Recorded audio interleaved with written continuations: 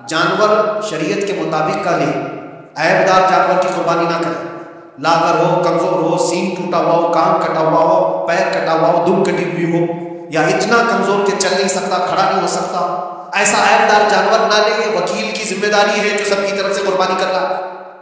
اور دوسری چیز، عیب کس کو کہتے ہیں؟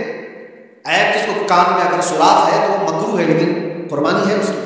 ہاں، سینگ اگر بچپن اس کے پیدائشی نہیں آئے تھے تو جائز ہے اس کی قربانی، آئے تھے اور ٹوٹ گئے تو اس کی مقدار بتائی گئی ہے، 1/3 حصہ اگر ٹوٹا ہے تو اس وقت تک جائز، اس سے زیادہ جڑ سے ٹوٹے ہوئے ہیں تو قربانی جائز نہیں۔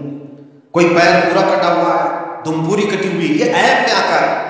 عیب دار جانور کی قربانی جائز نہیں ہے، وکیل کرے گا، نہیں کرے گا تو وہ گنہگار ہے۔ لیکن اس کا مطلب یہ نہیں ہوتا کہ اجتماعی قربانی جائز ہی نہیں، جائز ہی نہیں، ایسی باتیں کیوں پھیلائی جاتی ہیں؟ حدیث پاک میں ملتا ہے کہ نیابت اور دوسرے کو وکالت دینا جائز ہے۔ اب کچھ لوگ یہ بھی پھیلاتے ہیں کہ قربانی کے جو حصے لیے جاتے ہیں، گوشت دیا جائے تو اس کی قیمت الگ ہوتی ہے، گوشت نہ لو تو اس کی قیمت الگ ہوتی ہے، سب پھیلی ہوئی چیزیں ہیں۔ اس کا ریزن بھی پتہ کرنا چاہیے، ایسی بغیر علم کے بات کرنے سے۔ 4000 5000 روپے کا ایک حصہ آتا ہے اگر شہر میں کوئی بڑا جانور ذبح کرے، کیونکہ مہنگا ملتا ہے بیل، اور باہر جب جا کر کے کوئی ذبح کر رہا ہے تو وہی ایک حصہ 1500 روپے میں 200 2000 میں ہو جاتا ہے۔ تو کچھ لوگوں کو یہ غلط فہمی پھیلائی جاتی ہے کہ یہ لوگ کرتے ہی نہیں ہیں اور ایسے پیسے وصولتے ہیں، ایسا نہیں۔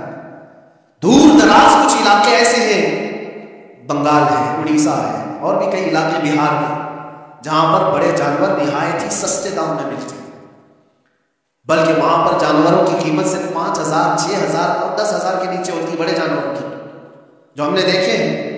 وہاں جا کر کچھ تنظیمیں قربانی کرتی ہیں، اگر وہ صحیح طریقے سے شریعت کے مطابق جانور لے کر کے کر رہے ہیں تو کوئی حرج نہیں، چاہے وہ 200 روپے حصے میں بھی کرتا ہو، کوئی حرج نہیں۔ قیمت میٹر نہیں کرتی، جانور میٹر کرتا ہے، قیمت چاہے جتنی بھی ہو رہی ہو۔ اس چیز کو آج وضاحت کرنا ضروری تھا، اس لیے میں نے آپ کے سامنے بیان کیا۔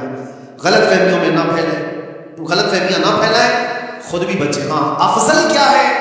افضل تو یہ ہے کہ اللہ نے تم پر واجب کیا، تم جاؤ اپنے ہاتھ سے، تم جاؤ، کیونکہ حدیث پاک میں ملتا ہے کہ تم اپنے ہاتھ سے قربانی کرو اگر طاقت رکھتے ہو، اس کے خون کا قطرہ گرنے سے پہلے تمہارے پچھلے سارے گناہ اللہ معاف ہوگا۔ یہ افضل ہے۔ یہ ساری باتیں تھیں جو عید قربان سے ریلیٹڈ تھی۔ اللہ کریم ہم سب کو اس کی رضا کے لیے قربانی کرنے کی توفیق عطا فرمائے۔ لیکن ساتھ میں ایک بات یہ بھی یاد رکھیں، جب بندہ قربان کرنا ہوتا ہے تو اس کے اندر یہ نیت بھی ہو، جیسے سیدنا ابراہیم علیہ السلام تسلیم کو اللہ تعالیٰ نے کیا فرمایا تھا؟ 4 پرندے لو، ان کو ذبح کرو، ان کے سر اپنے پاس رکھو، ان کا قیمہ بنا کر 4 پہاڑوں پر رکھاؤ، اور پھر ان پرندوں کا نام لے کر کے بلاؤ، وہ زندہ ہو کر کے آ جائیں۔ کیونکہ ابراہیم علیہ السلام نے اللہ سے پوچھا تھا کہ اللہ تو مرنے کے بعد لوگوں کو زندہ کیسے کرتا ہے، میں دیکھنا چاہتا ہوں۔ تو رب تعالیٰ ان کو پریکٹیکل دکھانا چاہ رہا تھا کہ جاؤ ٹھیک ہے، ذبح کرو 4 پرندے اور ان کا قیمہ بنا دو، سر ان کے اپنے پاس رکھ لینا، اور ان کا قیمہ 4 پہاڑوں پر رکھا رہا، اور پھر آ کر ان سروں کے پاس کھڑے ہو کر ان پرندوں کے نام لے کر بلاؤ، آ جائیں گے۔ ابراہیم علیہ السلام نے اسی کیا، 4 پرندے لیے تھے۔ کیا کیا لیے تھے آپ کو میں بتاؤں؟ ایک مرغا تھا، ایک کوا تھا، ایک کبوتر تھا، اور ایک مور تھا۔ پرندوں کے نام یاد رکھ لیں، کوا ہے، مرغا ہے، کبوتر ہے اور مور ہے۔ چاروں کو ذبح کیا، ان کے سر اپنے پاس رکھے اور جسم کے سب قیمہ بنا دیا، اور 4 جگہ پر مکس کر کے ان کو رکھا ہے۔ پھر آ کر یہاں کھڑے ہوئے اور پکارا ان پرندوں کا نام لے کر اللہ کے حکم سے، آ جاؤ۔ وہ قیمہ ہوا میں اڑا، جسم بنا، اور ویسی بغیر سر کے اڑتا ہوا ہے اور اپنے اپنے سر سے جڑ کر کے زندہ پرندہ ہوا۔ قرآن پاک میں یہ ہے موجود، 3 پارے میں رب تبارک و تعالیٰ نے فرمایا وَإِذْ قَالَ إِبْرَاهِيمُ رَبِّ أَرِنِي كَيْفَ تُحْيِي الْمَوْتَىٰ قَالَ أَوَلَمْ تُؤْمِنْ قَالَ بَلَىٰ قَالَ وَلَٰكِن لِيَطْمَئِنَّ قَلْبِي قَالَ فَخُذْ 4 مِنَ الطَّيْرِ فَصُرْهُنَّ إِلَيْكَ ثُمَّ اجْعَلْ عَلَىٰ كُلِّ جَبَلٍ مِّنْهُنَّ جُزْءًا ثُمَّ ادْعُهُنَّ يَأْتِينَكَ سَعْيًا وَاعْلَمْ أَنَّ اللَّهَ عَزِيزٌ حَكِيمٌ۔ یہ اللہ تبارک تعالیٰ نے پورا قرآن میں فرمایا کہ ابراہیم علیہ السلام نے یہ جو کیا۔ اب سنیے، سبع سنابل شریف میں مین عبد الواحد بن رحمۃ اللہ علیہ لکھتے ہیں کہ 4 پرندوں کا جو انتخاب ہوا تھا نا، 4 پرندے جو چنے گئے تھے کون سے تھے؟ کوا، مرغا، کبوتر، مور۔ اصل میں جو ہے ان کی ہر ایک کی ایک خاصیت ہے۔ کوا لالچی بہت ہوتا ہے، کوا لالچی بہت ہوتا ہے۔